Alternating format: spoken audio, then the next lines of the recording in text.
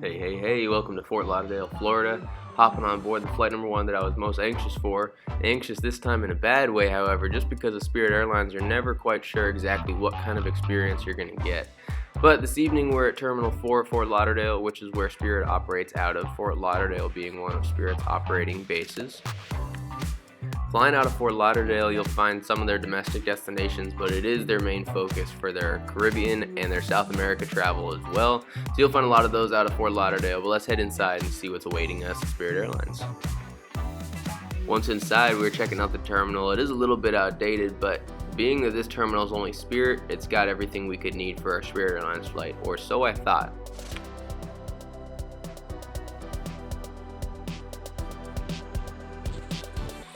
Well, since we aren't going to Colombia, we're going to head the other direction and head to the check-in desk for all the rest of the Spirit Airlines flights. Once you get over to the check-in desk of Spirit Airlines, you'll see that they have the self-serve check-in kiosks that is becoming more and more standard here to eliminate lines, and you can get your boarding pass and your bag tag taken care of. Now, Spirit Airlines is an ultra-low-cost carrier, just like Allegiant Airlines and Frontier in the United States. You do get a free boarding pass, but bags do cost extra, which is not totally abnormal, but the weight limit is only 40 pounds for a checked bag as opposed to the normal 50 pounds. So expect that if your bag is 50 pounds, you're going to be paying an extra fee. In addition to that, it is the most expensive to pay to check your bag at the airport. Spirit prefers that you prepay to check your bag when you book your flight. It's a little bit more expensive at check-in, but it is most expensive at the airport. But now that we got our bag taken care of, let's head through security and onto the terminal. Now, maybe it was naive of me to assume that the Spirit Airlines signs would lead me in the right direction, but apparently Spirit Airlines has a lot of their flights out of Terminal 3, and for those flights operating out of Terminal 3, you have to go through Terminal 3 security. You cannot go through Terminal 4 security. I tried because I just checked my bag in Terminal 4, but they did make me go back outside and walk over to the JetBlue terminal, which is Terminal 3, to go through security for my flight.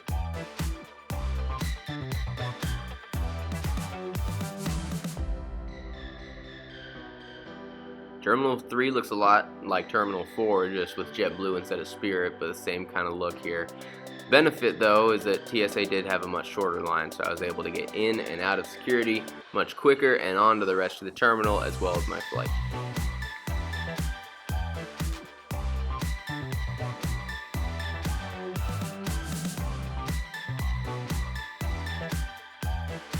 Gates E and F make up Terminal 3, which is where my flight is out of.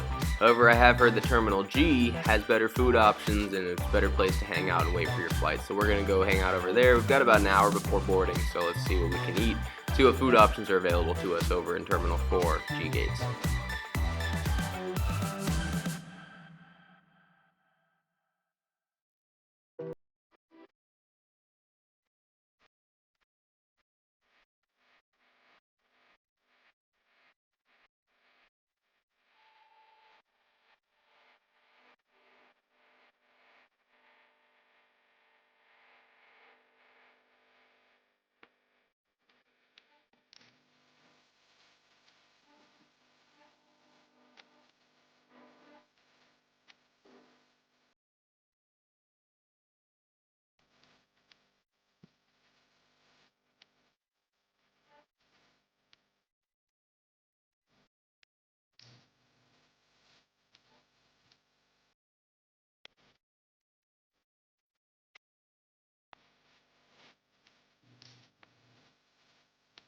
Terminal 4 G Gates actually did offer some great food, great dining options, international options, all that kind of stuff. However, nothing says Florida quite like Burger King having the longest line of all. Azul Airlines, an airlines I will be flying with soon that I'm excited for, was the only airline in this terminal that wasn't Spirit or JetBlue.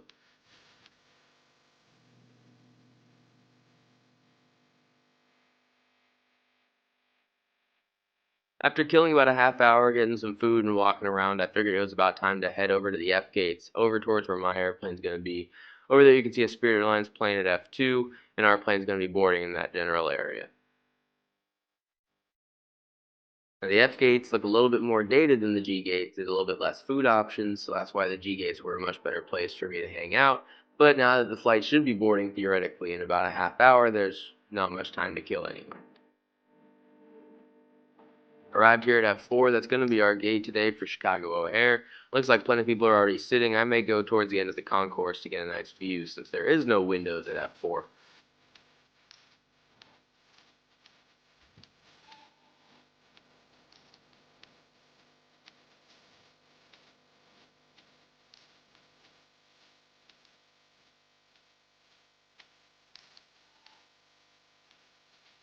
Boarding had been called for my flight, so I headed back over to gate F4 to go hop on board our yellow school bus of an airplane to take us to Chicago.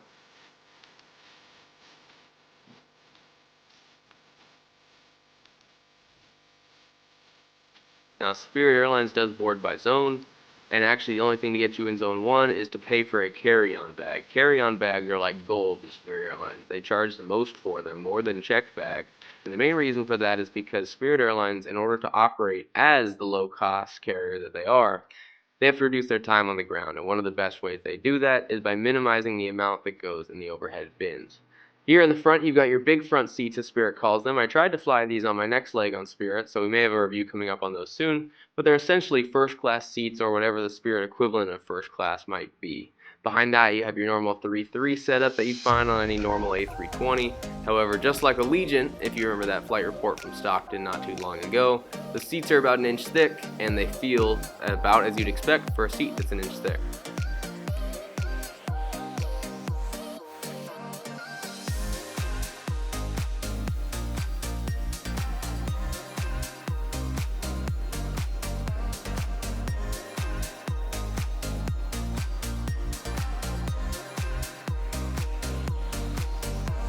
Now I have a normal sized backpack, so keep that in mind. I got asked multiple times by flight attendants to push it all the way under my seat. The problem is they have a giant metal bar that connects the seats, and so you can't actually get it any more under the seat than it is right now. This might be for seat support. I don't know why it only exists on this airplane, because on the rest of the airplanes that we usually fly on, you can usually push the backpack all the way under the seat. Next up on comical things that Spirit Airlines does is these tray tables. Just about smaller than the size of my hand. You can fit maybe a snack and maybe a small cup, but if you brought your own water bottle, don't worry, it's not going to fit on this tray table.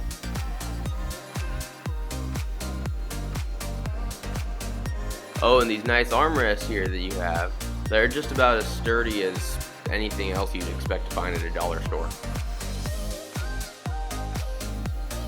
And with all that bashing of the seat, it's time to push back. Now, Spirit Airlines has a pretty good bashing in the public eye in terms of on-time performance and customer service and in-flight experience. So I didn't have such high expectations. However, my experience has been kind of 50-50 with them throughout my life, so I didn't quite know what I was going to get.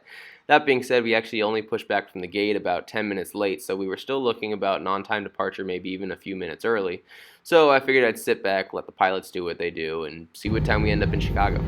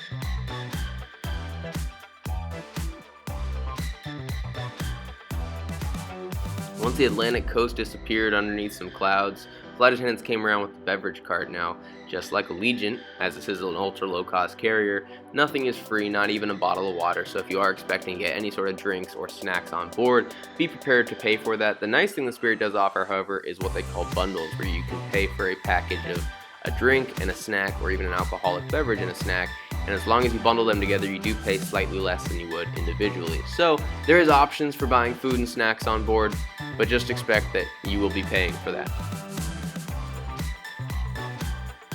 Now this was Florida, so there was some pretty good storms, some pretty gnarly turbulence because of that, so the seatbelt sign did stay on for the entirety of the flight to Chicago, and we did actually have some pretty good turbulence as we left Florida. Now, one thing Spirit has that Allegiant Airlines and Frontier do not is Wi-Fi on their flights. Now, their Wi-Fi actually was pretty fast, and it's not too expensive. You can pay $8 for just the normal browsing speed, or you can pay $10 and get the full streaming speed of this Wi-Fi. Pretty fast, like I said. However, that was only the case when it worked. What I found most of the time is that while using it, I was commonly in what they would label as an outage area, and so I wasn't actually able to use the Wi-Fi that I had paid for. Now, from this portal, you're also able to see some of the onboard services that they have on board Spirit. So from the home page, you can get to things like a menu and Spirit credit card information. You can help get stuff set up for your arrival and stuff like that. It's a nice touch for an ultra low cost carrier, something that you don't really come to expect these days on these types of airlines.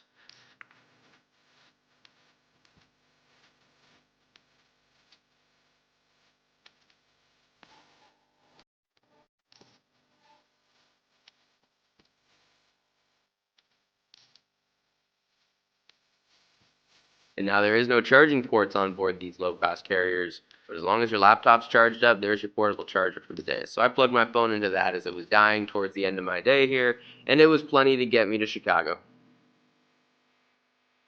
And actually, on that note, it was just about time passing by the Chicago skyline. We got a nice flyby view of that before we lined up for our arrival into O'Hare.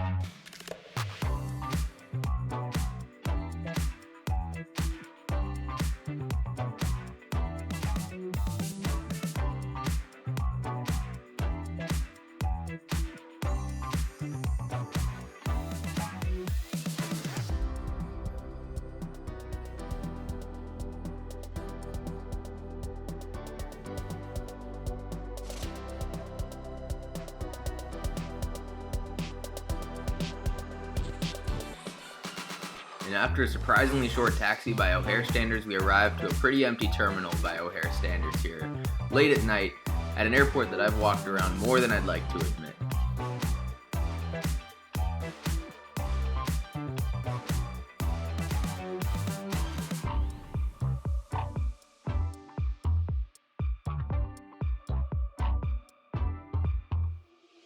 So with that, I got one last look at the O'Hare terminal, looked around at the paintings, drawings they had around the airport of Chicago and the wonderful city skyline. One last look at my public school bus of an airplane that is Spirit Airlines, and I couldn't help but feel like it just didn't quite feel like Spirit Airlines. In all my life, I haven't actually had a normal flight experience on Spirit Airlines. Every flight's had some sort of something out of the ordinary. And this one just went as planned, and it felt a little bit weird, but I had a good feeling leaving the airport. And that was until the next morning when I was supposed to fly Spirit Airlines back to Oakland, California. My flight was delayed for weather, which is fine, all the flights were. However, my flight was the only one that eventually got canceled. Every other flight ended up going. So now it felt like the true Spirit Airlines experience. They gave me a refund, which was nice, but they weren't able to accommodate me and rebook me on another airline. So I ended up having to spend plenty of money to get a last-minute flight, day of, back to Oakland, California. And when I got there, my bags weren't even there. So now I felt like I had the full Spirit Airlines experience. But anyway, for those of you guys that have flown Spirit Airlines, let me know down below what you guys feel about it. Some people love it, some people hate it. You sure can't beat the fares, but it comes with a cost most of the time. So let me know what you guys think, and I look forward to putting more videos up for you guys soon. Thanks.